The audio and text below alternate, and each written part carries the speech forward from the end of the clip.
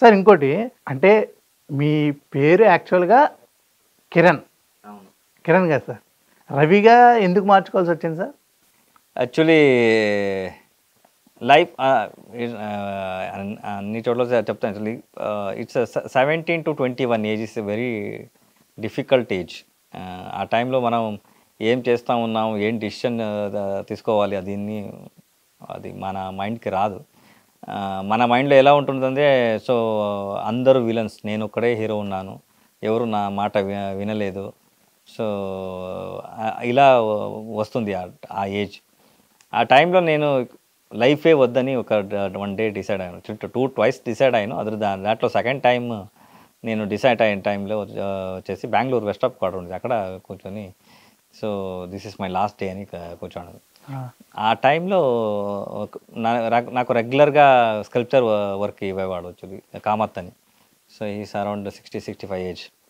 ఆయన వచ్చేసి నన్ను చూసి ఏమైంది ఏం లేదు ఏమైంది చెప్పు, మీకు అన్నీ ఎవరో స్కల్ప్చర్ వర్క్ కావాలి, అది కావాలి, నాకు మ్యూజిక్ చేయాలని ఉంది, ఎవరు హెల్ప్ చేయలేదు, నన్ను ఏం చేయలేదు, మీరు వెళ్ళండి అని.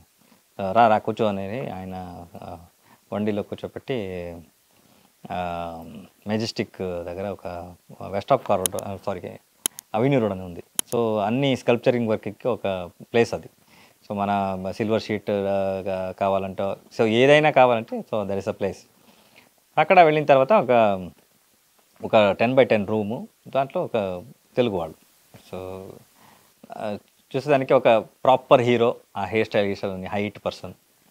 సో ఆయన ముందు నన్ను కూర్చోపెట్టి, చూడండి ఏదో మ్యూజిక్ అని వెళ్తున్నారు, బాగా చేస్తారు వర్క్, స్కల్ప్చర్ వర్క్ వదిలేసి మ్యూజిక్ అని వెళ్తున్నారు.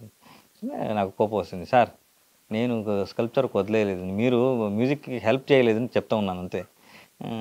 దాని తర్వాత ఆయన చూసి ఆయన చెప్పండి. సో ఏం కావాలి, ఏం సార్ నాకు ఒక 5 రూపీస్ ఇవ్వండి, నాకు 3 days అయితే. So I'm not eaten anything, so give me 5 rupees, ఒక చిత్రాన్ని తాగి వచ్చేస్తాను, దాని తర్వాత మీరు ఏమైనా చెప్పండి అని. సో ఈ గివెన్ 5 రూపీస్ నేను వెళ్ళి చిత్రాన్ని తాగి వచ్చేసా. ఇప్పుడు చెప్పండి సార్, మీరు చెప్పేదాన్ని వినేదానికి ఇక్కడ. సో దాని తర్వాత నన్ను చూసి నవ్వుతూ ఈ టోల్డ్ కామత్ సార్ మీరు ఫ్రంట్ ఉండేవాళ్ళు మామూలు వాళ్ళు కాదు, ఈయన పట్టుకోవడానికి around minimum 4 to 5 months call sheet కావాల్సి వస్తుంది, ఆ టైం వస్తుంది. So is not a normal person. నేను ఇలాంటివి అందరూ చెప్తూనే ఉంటారు, మన లైఫే వర్స్ట్లో ఉంది. సో దాని తర్వాత ఏం కావాలి మీకు? సార్ ఇదన్నీ వద్దు సార్, నాకు కీబోర్డు, నా దగ్గర కీబోర్డు లేదు ఇక్కడ, సో నాకు కీబోర్డు కొనాలి, ఈయన హెల్ప్ చేయలేదు. సో ఎంత కావాలి, ఇస్తారా మీరు ఎంత కావాలి చెప్పు? 35,000 కావాలి, ఇస్తారా మీరు?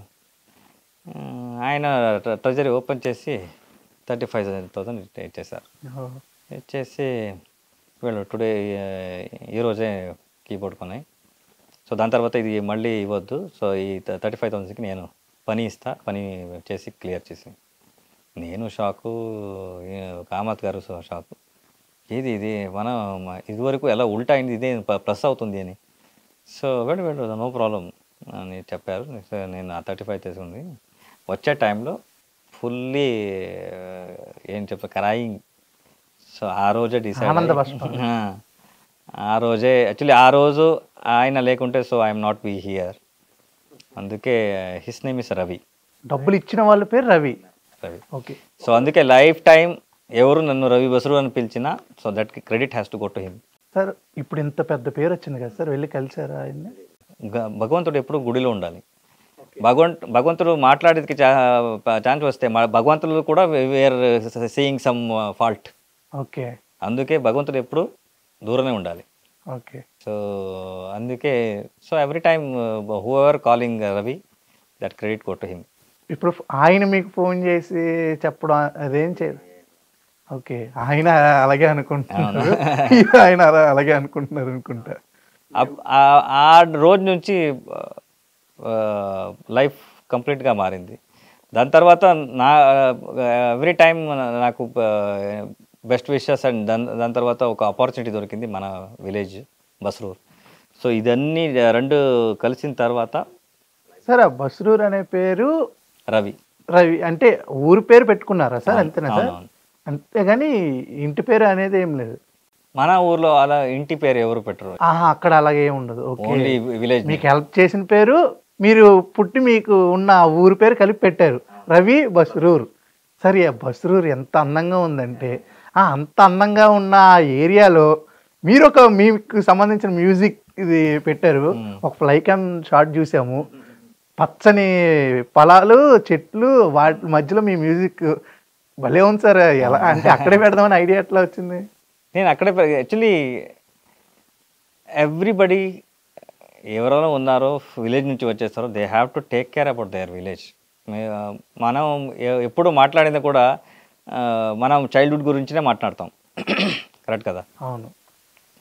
సో నేను ఎస్టర్డే అక్కడ తిన్నా ఇక్కడ తిన్నా ఏమీ లేదు, మన దగ్గర మెమరీసే లేదు. ఓకే, మనం అచీవ్మెంట్ తర్వాత ఏం మెమరీ లేదు. మెమరీస్ అన్నీ where we have lived in childhood. So everybody has to think about their village.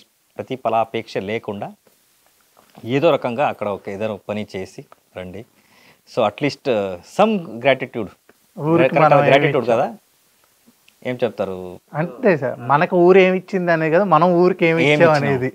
ఒక డైలాగ్లో చెప్పాలంటే బస్రూర్ అనేది నేషనల్ అనుకుంటువా, ఊరు అనుకుంటువా, ఇంటర్నేషనల్ వరకు తీసుకెళ్లారు సార్. అసలు భగవంతుల ఆశీర్వాదం సార్.